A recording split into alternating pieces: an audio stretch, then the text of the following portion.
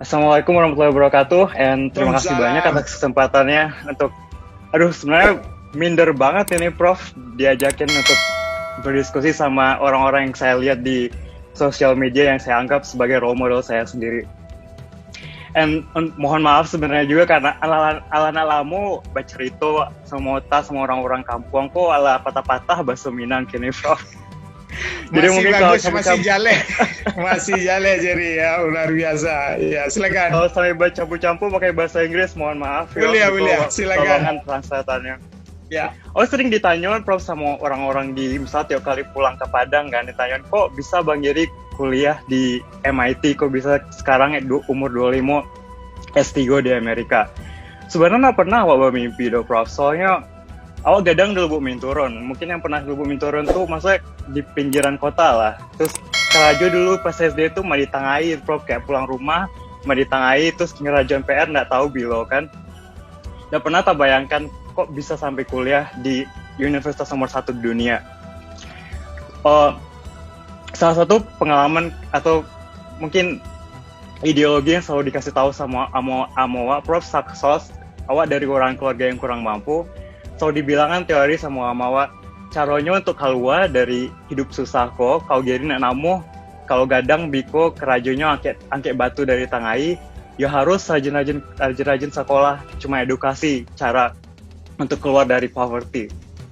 Dan pertama kali tak pikir untuk rajin-rajin sekolah tuh sebenarnya ala kelas 6 SD Prof. Dulu ditanya sama guru SD itu, jadi nih lanjut sekolah di mana habis itu. Sebenarnya kan SD itu sebenarnya belakang rumah, SDN 22 Bumi Turun. Kebanyakan dari Senan tuh biasanya ndak bakal lanjut SMP dong. Kalau ndak lanjut SMP pun mungkin di SMP Anam Baleh yang deket dari rumah lo. Jadi berani sih nyambui Nio ke SMP 1 Padang. Soalnya itu sekolahnya Bung Hatta kan, jadi kayak gitu kan. Itulah galak orang sebelahnya sekelas kan, soalnya kayak malu mungkin lah anak dari SD 22 Bumi Turun kok bisa lo masuk ke SMP 1 Padang.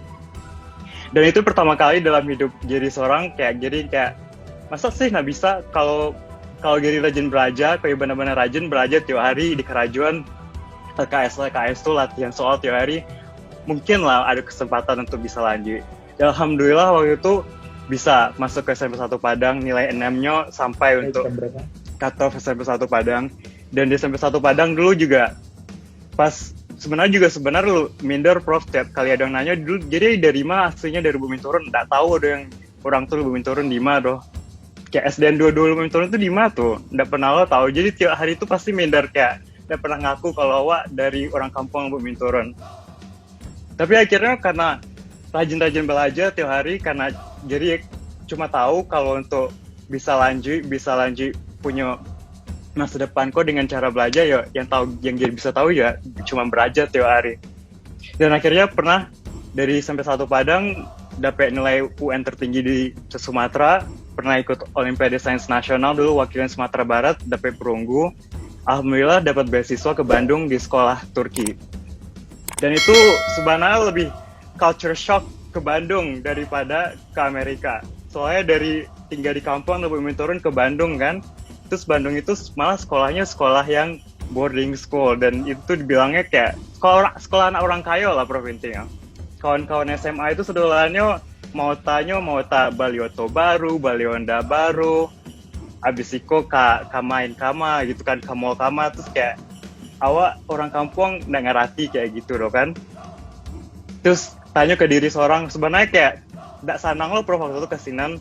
So dulu ingin sebenarnya lanjut dari SMP 1 tuh inginnya masuk pesantren dulu Prof. Soalnya dulu amawa cita-citanya masuk pesantren, itu tidak jadi karena tidak ada uang kan. Jadinya awak yang ingin lanjutin tuh masuk pesantren. Tapi karena takdirnya lah sampai di Bandung lo, ya udah awak tanya ke diri seorang, mangga jadi ke Bandung kok jauh-jauh. Dan itu tuh karena ingin dapat edukasi yang jauh lebih bagus daripada di Sumatera Barat.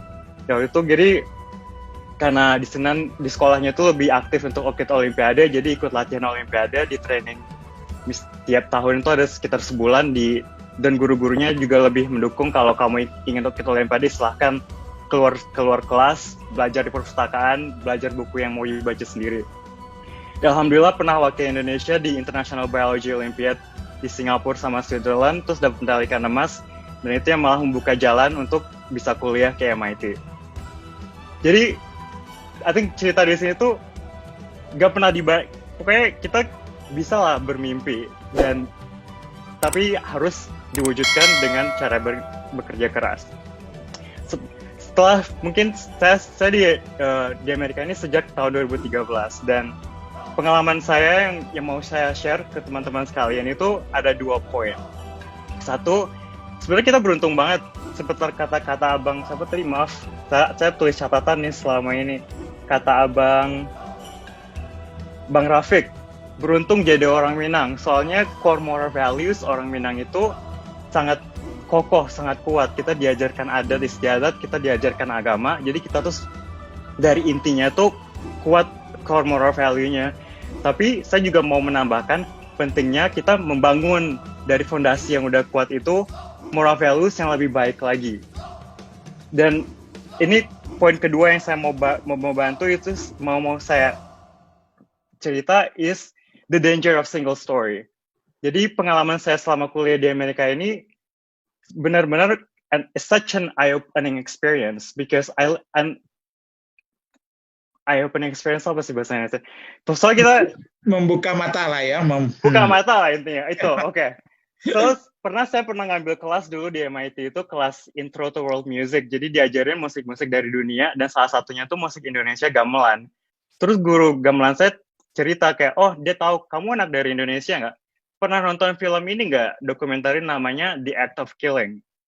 Dan itu cerita dokumenter tentang gimana dulu kasusnya PKI dan gimana Amerika ikut campur dengan pemusnahan semua orang komunis. Dan saya kira saya orang yang ikut teredukasi dan tahu dengan sejarah negara saya sendiri kan, Prof. Dan malah saya nggak pernah dengar sama sekali, oh kayak gitu kok.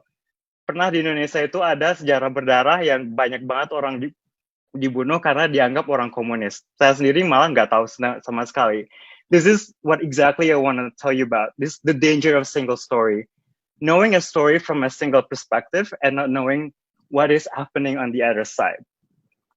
Jadi, buat milenial sekarang ini, yang saya anjurkan adalah, soalnya sekarang kita dengan sangat mudah immerse yourself in a new culture and a new experience, and it's easy for you to understand what are the other side of the other story. Bisa nonton film, bisa lihat vlog sih. You can experience what it's like to be in the US without being in the US itself. You can just watch it from your bedroom via your smartphone. Jadi penting banget intinya kita jangan pernah mengambil cerita cuma dari satu perspektif.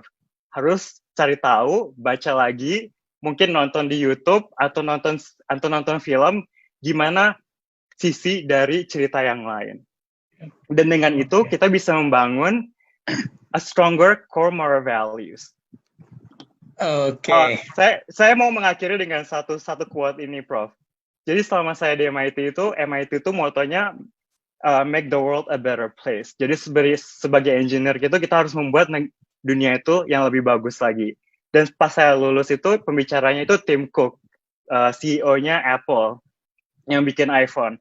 Dan dia mengatakan satu kalimat ini yang melekat ke diri saya sendiri. Measure impact in humanity, not in the likes, but the lives you touch and the people you serve.